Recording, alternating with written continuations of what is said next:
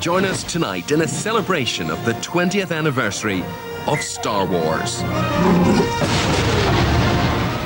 Experience the excitement and uncover the mystery of Star Wars' enduring appeal. See the magic behind the special edition and discover its world of remastered sound and state-of-the-art special effects. Look, Jabba, even I get bored sometimes.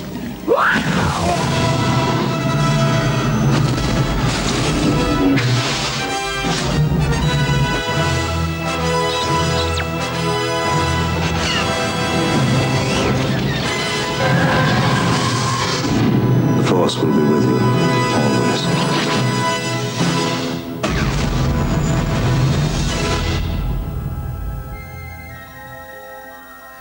When was the last time you queued up to see a film? Actually queued because you wanted to. For me, it was 20 years ago. The year was 1977. The film was Star Wars. At the time, there was nothing quite like it. The spectacle, the sounds, the story. The Star Wars trilogy has now spanned 2 generations of cinema goers and has become more popular today than ever. In this programme, we'll try to figure out just what it is about the tale that has kept it so fresh. We'll examine the journey it took to bring these classic adventures back to the big screen and share in the magic and mystery behind the special edition releases of Star Wars, The Empire Strikes Back and Return of the Jedi. Queues around the block, cinemas open 24 hours a day to cope with the demand. 20 years ago, these were familiar scenes as filmgoers flocked to see Star Wars. The film soon established itself as a hallmark for entertainment, technology, and good old-fashioned fun. The first things I saw were a long time ago in a galaxy far, far away. Anybody that knows me knows that my life was changed at that moment.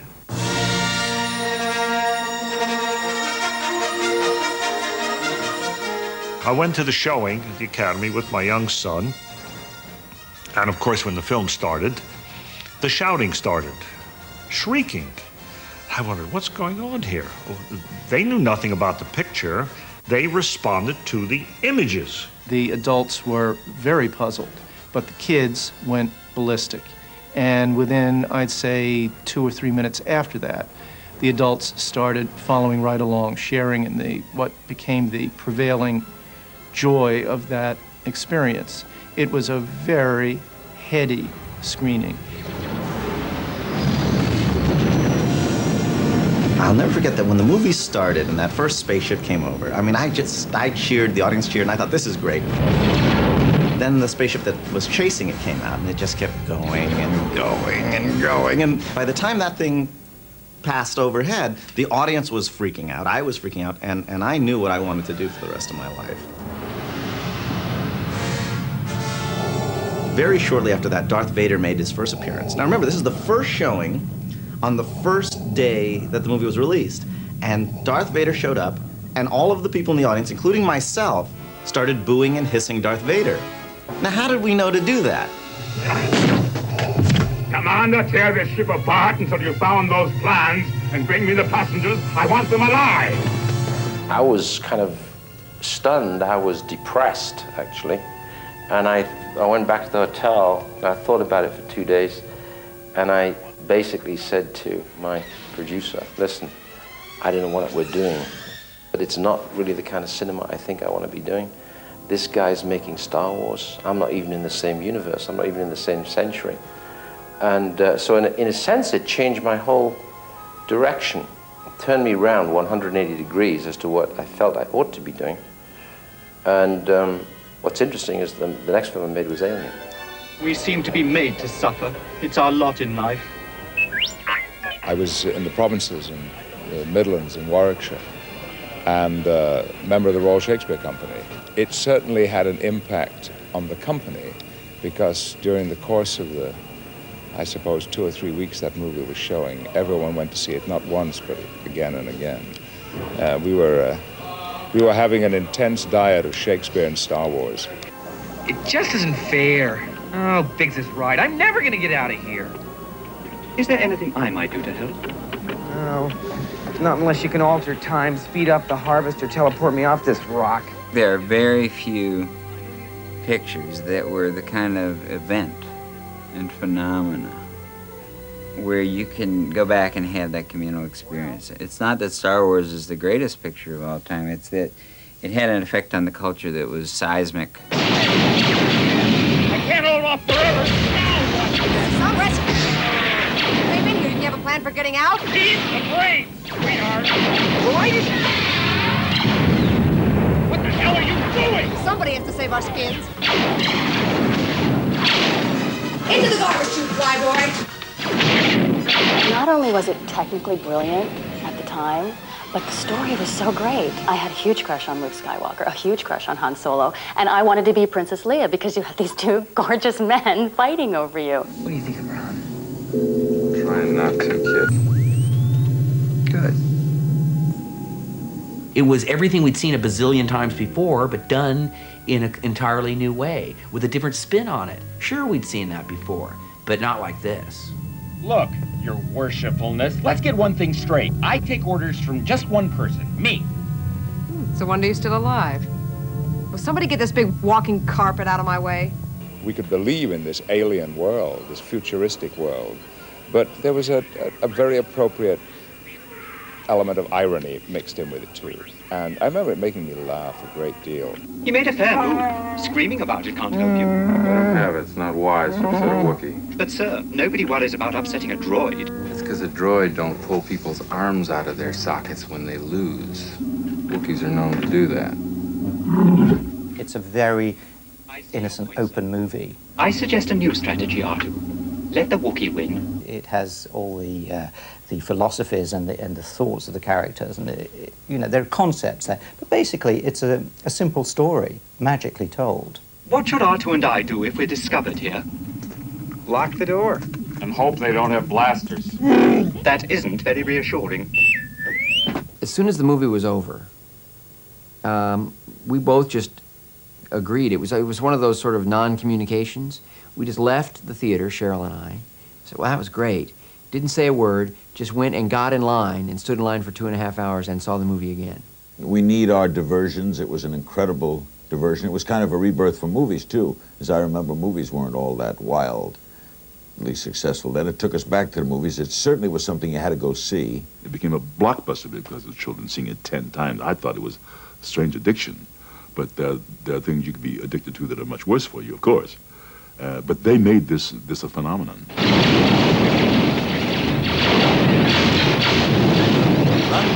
Run. We had a pirate, and we had a wizard, and we had a farm boy and a princess, and we had bickering robots, and I thought, what's not to like? This thing's gonna be bigger than Planet of the Apes. That wasn't one of my predictions. Yeah, I was shocked by the response. I did not expect it to be what it turned out to be. I mean, the biggest hit science fiction movie at that point was 2001. And I think it made like $24 million or something like that. And all the Planet of the Apes films and all those kinds of films had done about $16 million. And I expected the film to do, somewhere between $10 and $15 million. Instead it did, 300 and something. Star Wars went on to receive Oscars for art direction, costume design, film editing, sound, music, and visual effects. Actually, I was terribly disappointed in how it did. I'd expected something much bigger. You don't think about lines around the block and all of that stuff. I mean, I was 19 years old. Why don't you take a look around? You know what's about to happen, what they're up against. They could use a good pilot like you. You're turning your back on them. What good's a reward if you ain't around to use it?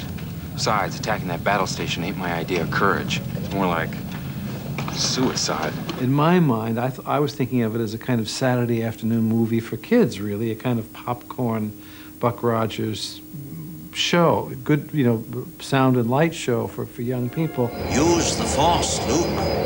Thinking that it would be successful, but never imagining that it would be the sort of worldwide, international success that it became. I have you now.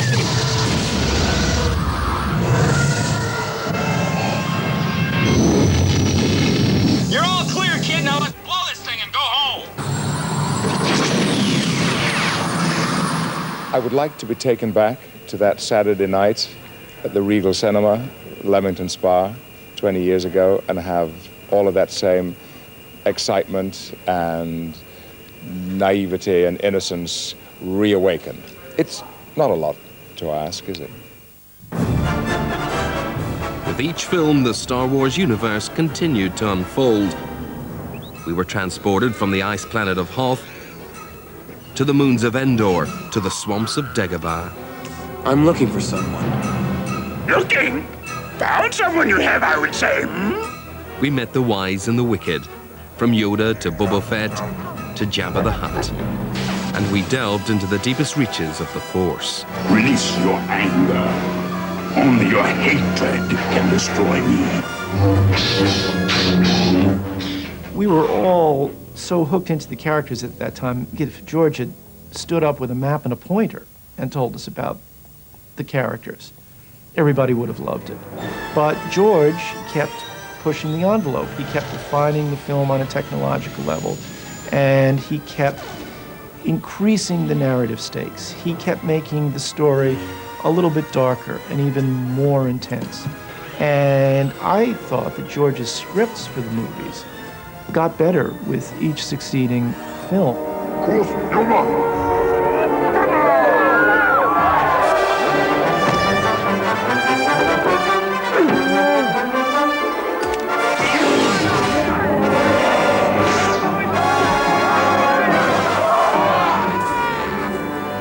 All the images in all three movies for George are very much about butting up mechanical images against natural images, because that's the battle that's going on in the whole saga.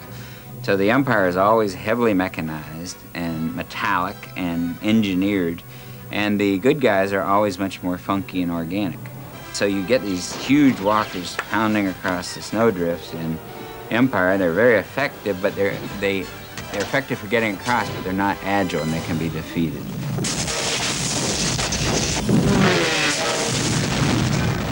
The first one had a great climax. Everybody was just so happy, and, you know, medals were bestowed. How was I going to end this thing and not make you feel like, wait a minute, what happens here? There's no ending.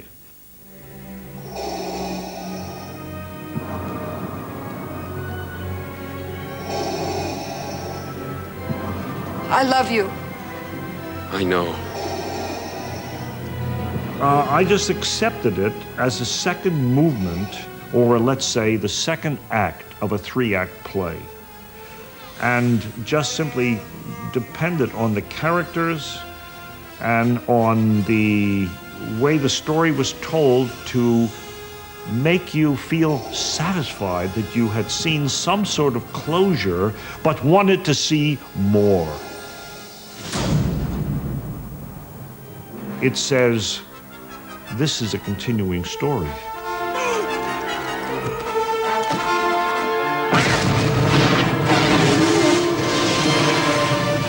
There was a whole new, brand new kind of feeling coming into the movies at that moment. Split up and head back to the surface. And see if you can get a few of those TIE fighters to follow you. So to be a part of that as an actor was certainly great news for me. It's too close. The last one was like, I was amazed about that you can make, out of half of a movie, a finale. You know, it's pretty much like the longest showdown ever in movie history.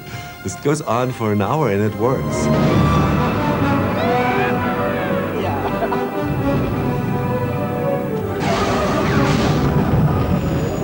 Let's go out with something really hot for these folks. A big hit out of '77. Star Wars, nothing but Star Wars. Besides their success, the films have had a lasting cultural impact, with parody being one of the most sincere forms of praise. I can't breathe in this thing.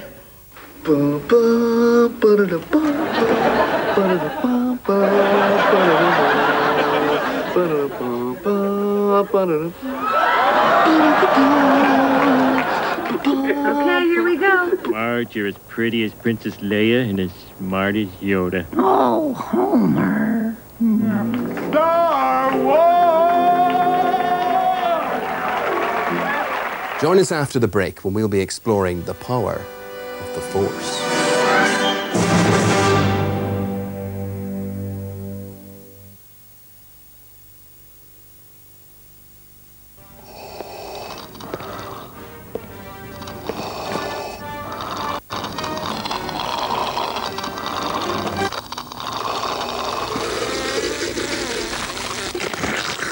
Hey, pick on someone your own size.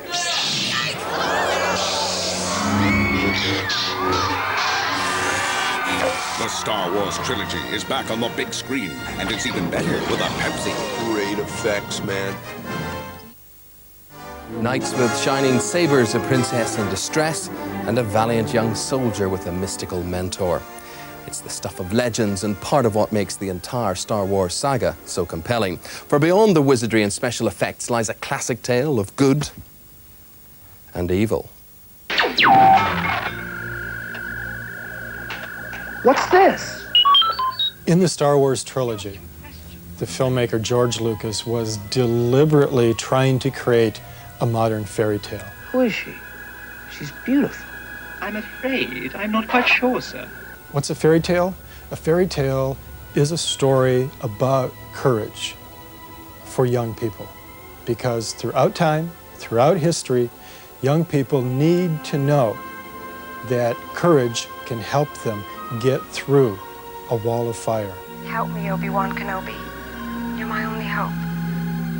The story of Star Wars is the story that has been told 1,000 different ways in 1,000 different cultures, but it's always the same about an innocent who's put through a trial and emerges a hero, and a hero is someone who becomes able to care for something larger than himself, able to give of himself, so his concerns are not personal and solitary, they become about a larger issue.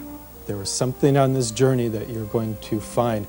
It's been called the Holy Grail, the Golden Fleece, the Ark of the Covenant in Raiders of the Lost Ark. The old word from the myths is the boon, that suggests a gift. It's the thing that is won on the journey that will change the world when you bring it back. Vader was seduced by the dark side of the Force. The Force? The Force is what gives the Jedi his power. It's an energy field created by all living things. It surrounds us and penetrates us. It binds the galaxy together. What I got out of it was just believe in yourself. You know, the confidence was what the Force really was. Obi-Wan kept saying, go into yourself, Luke. Look, it's you, the Force, you know. And people say, well, it's God and this, that, and the other. But I just think it really means, you know, look into yourself and you can pretty much pull anything off.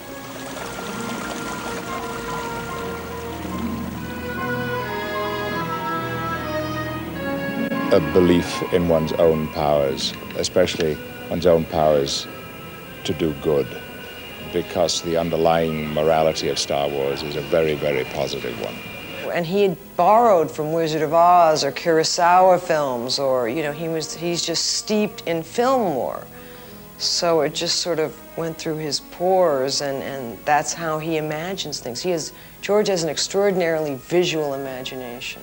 I thought he had reached something very powerful and primordial, and that part of the story, the human part of the story, was clearly going to work. We got some T-shirts from George in the mail from the set that said Revenge of the Jedi on them. I still have them, and I hope to send my son through college with them when I sell them at the fan fairs in a few years. After I started wearing these shirts around, I saw George a couple of months later, and he said, well, no, we're not doing that anymore. And I said, why is that? What's the title? He said, Return of the Jedi. I said, what's the difference? He said, revenge isn't a Jedi concept. Use your aggressive feelings, boy. Let the hate flow through you. I think just from experience, you go out to try to be a good guy, and sometimes the good side doesn't respect you, or they turn on you. And it can really make you bitter. And you say, look, I've been trying to be good all this time, and you know, why? I'm not getting anything out of it, so let me just flip over. and work on the side of evil. It's so easy to be evil. You underestimate the power of the dark side.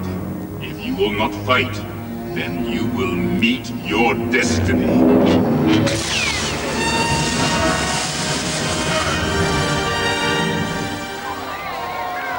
January 1997, the Star Wars Trilogy Special Edition.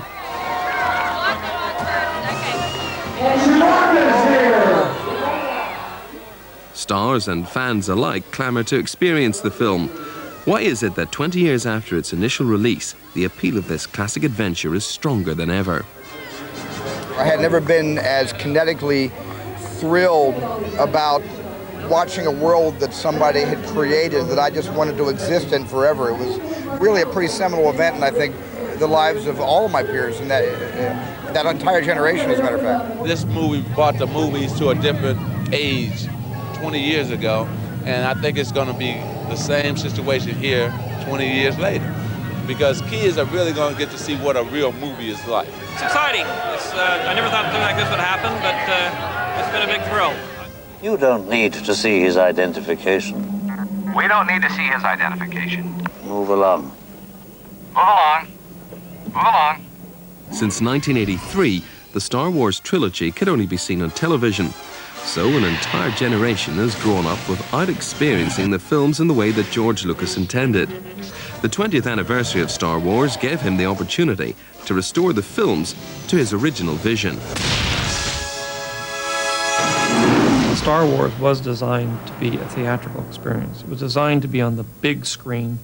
Sound is extremely important, and it's very important to the overall enjoyment of the film that it be big.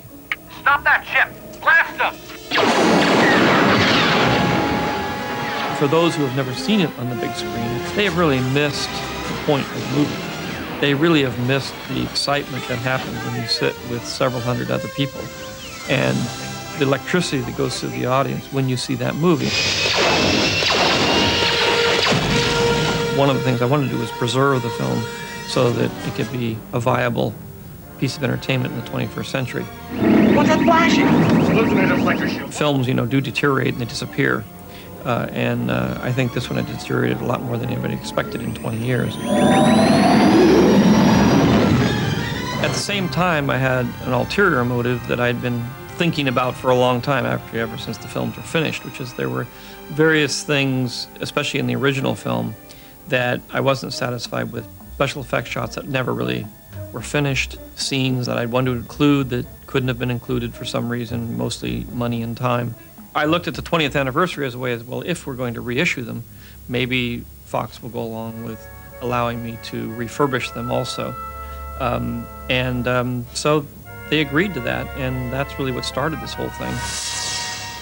In 1995, the restoration began with a concerted effort by 20th Century Fox, Lucasfilm, Skywalker Sounds, and Industrial Light and Magic.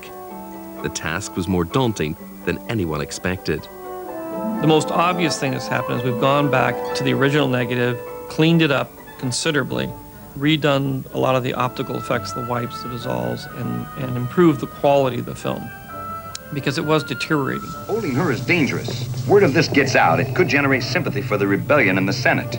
I have traced the rebel spies to her. Now she is my only link to finding their secret base. The actual original negative, it was so far gone that unless we actually did this at this time, we were never going to have the film to be able to release ever again. Darth Vader isn't black anymore. He starts out coming up to a navy blue and then getting brighter and brighter as the film continues to deteriorate. There will be no one to stop us this time. Yes, sir. Part of our task was to take this negative and to try and just get the film so they look the way people remember them looking when they first saw them 15, 20 years ago. So we brought in a team of film restorationists to start a full-scale film restoration. The first step was to take the original negative apart and physically rewash the entire negative. From that point, we realized that the opticals, which we couldn't rewash because the dirt was built into the elements, also had to be recomposited. Compositing allows separately photographed items to be placed in the same scene. For example, the Seeker Ball, the lightsaber, and the chess pieces are combined with live action to make up one final shot in the film. Creating composites for the original release of the trilogy required film technicians to physically handle the negative. This led to wear and tear as well as dirt deposits on the final picture. Today, compositing takes place with computers, but before this technology could be applied to Star Wars, all the original elements had to be located.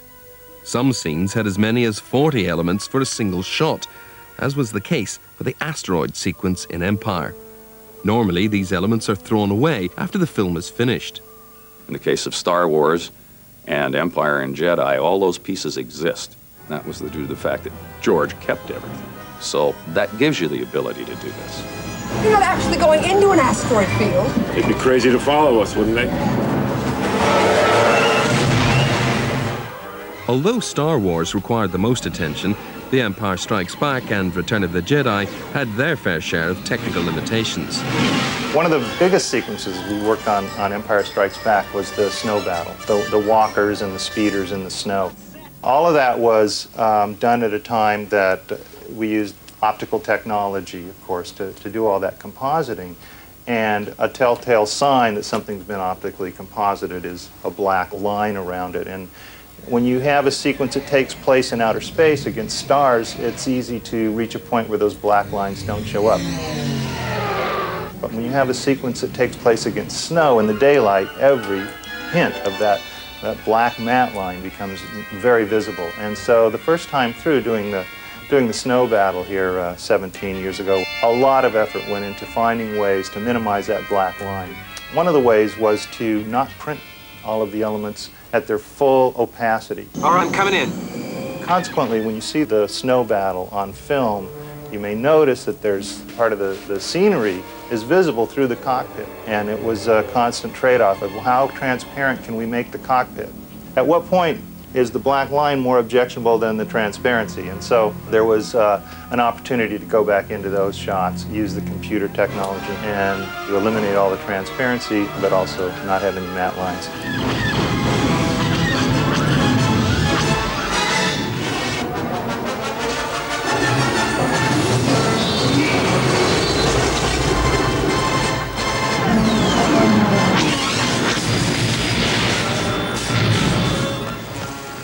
Another unique aspect of the trilogy is the sound design created in this unknown world.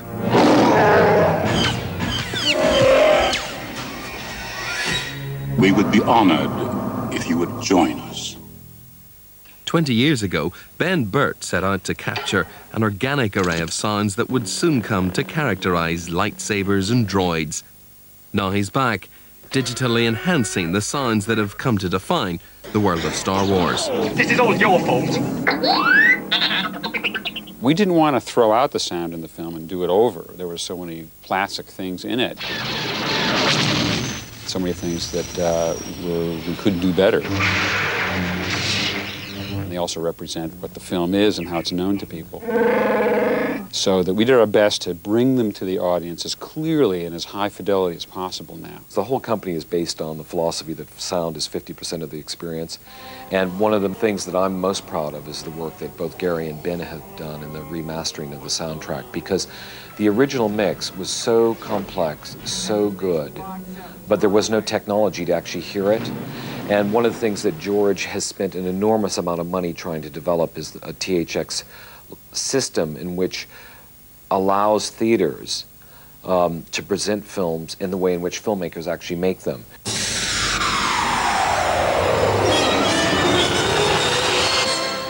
THX is, for lack of a better term, it's a philosophy. THX was something that George started back around Return of the Jedi when he developed a specification that theaters needed to meet. They had to use certain types of speakers and components that would deliver a certain performance to be called a THX theater.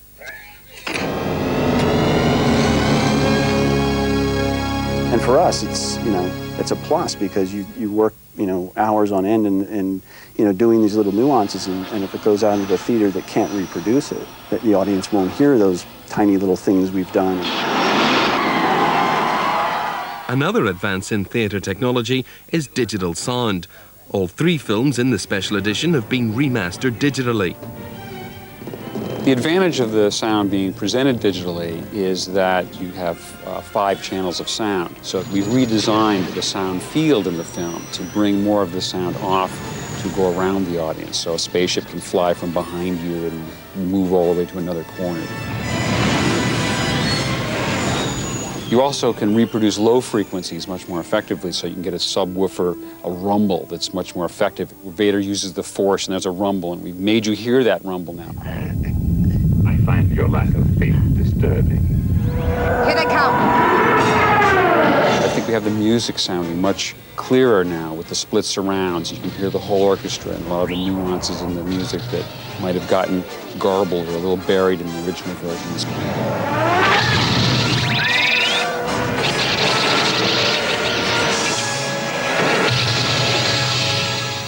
When we come back, we'll be looking at the trilogy's special effects and a few surprises for the future.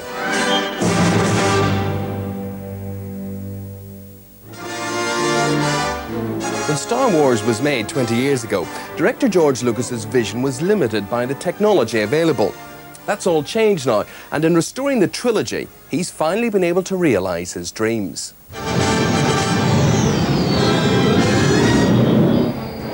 This is it. The digital technology frees you up, especially in a fantasy film like this, in ways that are basically overwhelming. You could think of things, and you can write things in science fiction and fantasy, but it's very hard to make that literal.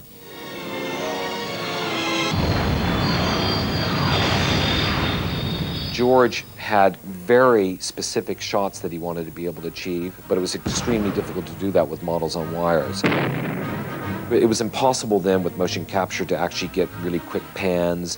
You know, they had to be separate shots. The models couldn't fly directly over the head of the camera without seeing how that it was shaky. And so although for us, when we first saw it, it was still powerful, it was still big, he never got visually the dynamic shots that he actually wanted to get. So we've redone those. Now you can actually see them. They come straight over camera, they go underneath camera, and we can pan with them. That was a real challenge, but a really a great deal of fun to do.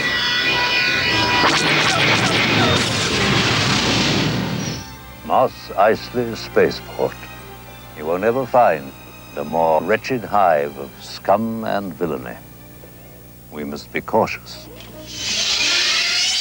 And Mos Eisley was one of the scenes that actually prompted this whole adventure of redoing the movie. I couldn't make it into this bustling spaceport that it was supposed to be. It looked like a little tiny town because I only had like a half a street to shoot on and no real special effects or matte paintings to work with. So I've added a few scenes, and at the same time I've taken a lot of the special effects shots that weren't really as good as I'd hoped they would be because they were sort of prototype technology, and I've been able to improve them and just add that little difference, which is, for me, what makes a shot special.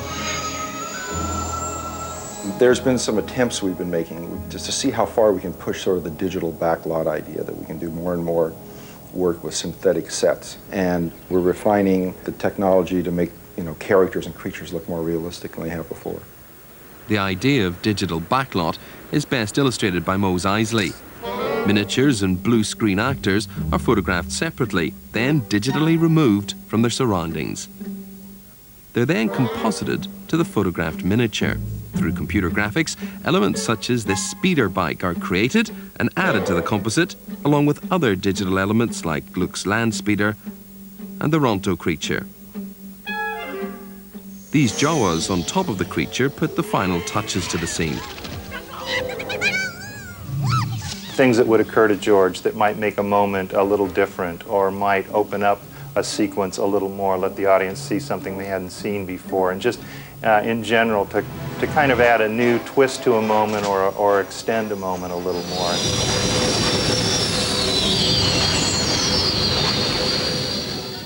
Those shots tended to be the ones that required a new shot from scratch, like the arrival at Mos Eisley and the Falcon's arrival in Cloud City and opening up the singing number in Return of the Jedi.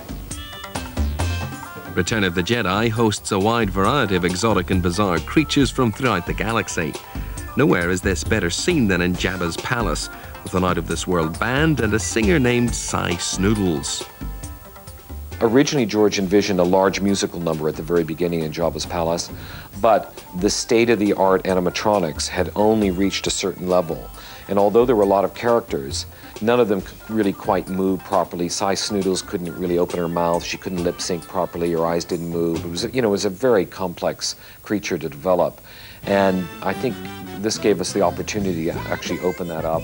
There was a stage built over here at ILM where we shot the plate photography for the new footage, and then we eventually put our CG characters into that. By making them computer graphics, we're able to get them to get up and sing and dance a little more than they were able to first time around. We've added one new character that they didn't have the time to actually develop on the third film, a Yazm, and he acts as a counterpoint to Cy, and they have a little duet, and now it's just a fun musical number.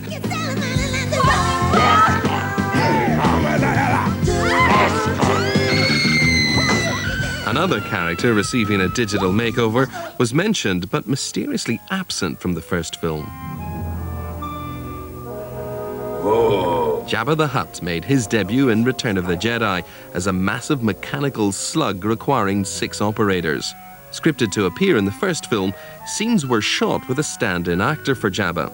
The plan was to replace him in post-production with a stop-motion puppet. The Jabba the Hutt scene with Han Solo, part of it was that we ran out of time. Part of it was that ILM had so much pressure on them to do so many shots in such a limited amount of time. It became apparent very early on there was no way to put a big stop-motion special effects sequence in the middle of the movie. It was a scene that didn't need to be in the film if only the first film was going to be completed. And of course, he had no idea that the film would be successful, so that he would be allowed to finish the second and third chapter of the film. So once he was able to do it, then it became an important scene to put back because it was an introduction to Jabba. Solo! Right here, Jabba. Been waiting for you. Have you now? You didn't think I was going to run, did you? This is the original plate that George shot. So the plan was for us to remove this actor and replace him with Jabba. He had to be physically in that space where this actor was, doing all the same things in a similar kind of style. The ultimate goal is to make it look like Jabba was on the set talking to Harrison Ford, and we just photographed it. This project here was about 5 shots. It took about a year to do. We took the picture of some of the stuff we found. We used some of the off-the-shelf software to build a 3-dimensional wireframe mesh. This is kind of equated with taking a canoe without a canvas and building the rungs of the canoe and then wrapping it with canvas. And then the next process is actually paint the creature. And with the painting of the creature, it also involves the actual texture of the surface of the character. After the modeling and lighting of the computer-generated character is complete, the task of moving this once-immovable slug created a new set of challenges. The actual motion of Jabba never really existed before. Even in the rubber manifestation in the third one, there was a real sarcasm about him, even though he didn't really move that much. Over time, it became evident that the mass of the character would allow us to make him move like a sea lion. We had to slim it down to convince the audience that it actually had the ability to move. Over a span of how many years, when he makes it to the third one, he gained an enormous amount of weight, from eating some of those greasy little frogs. We got to a certain point where everything was set, but there was one problem. Han Solo walks around Jabba, and Jabba had not been designed yet. Of course, this stuff was shot 20 years ago, and we were stuck. Not only did I have to get Jabba close to him, who had a larger mass than this character, we had to somehow shift Han. It would have been literally impossible for him to walk behind the Jabba character because of the tail. So George had the idea, so well, why don't you have him step on his tail? Even I get boarded sometimes. You think I had a choice? It's not just a scene about digitally replacing, a placement actor with a CG character. It's also a scene now that actually shows the dynamics between the two of them and their relationship. And it's a very funny little moment. Jabba, you're a wonderful human being. George Lucas is already at work on another trilogy. It'll tell the story of Luke's father, Anakin Skywalker, his rise to Jedi knighthood, and his fall to the power of the dark side. How did my father die? a young Jedi named Darth Vader, who was a pupil of mine until he turned to evil, helped the Empire hunt down and destroy the Jedi Knights. He betrayed and murdered your father. To watch somebody fall from grace at the level at which Anakin does is going to be extremely painful and yet illuminating for all of us. Obi-Wan never told you what happened to your father. I've been writing for the last 2 years. We've got a lot of designs done. We're doing casting. We're building sets. You know, it's all moving along. And now I'm going back to direct again, but it's been 20 years. Beyond the special effects and sounds that have become so familiar to us, it's clear that Star Wars has a special place in movie history. For some people, it's a classic adventure story, beautifully told. For others, it's shown that there are no limits to the imagination. For the rest of us, well, it's just the sheer fun of the ride. But whatever the reason, one thing is for sure. For 2 generations, Star Wars will always be part of their most cherished movie memories. And with the promise of chapters yet to come, the adventure is far from over. May the Force be with you.